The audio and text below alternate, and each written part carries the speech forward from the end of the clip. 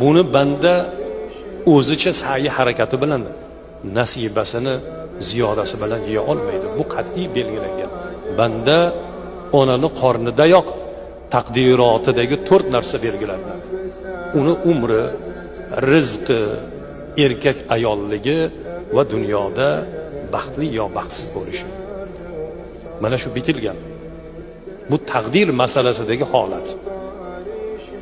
Shuning uchun banda sabab bilan, mehnat bilan u narsaga erishadi. Ana shu narsani topishda hech qanday shashqaloqlikka yo'l qo'ymaslik va buni halol haromlik, shubhalik tarafiga e'tibor berishligimiz kerak. Ana Rasululloh aytibdilar, Jabroil meni qulog'imga soldi. Hech bir banda o'zini nasibasini bu dunyodan olmasdan o'tmaydi dedilar. Demak, xotirjamlik bilan taqvoni o'ylab kasb va kor qilishligimizda mana shunga ham qattiq e'tibor berishimiz kerak ekan.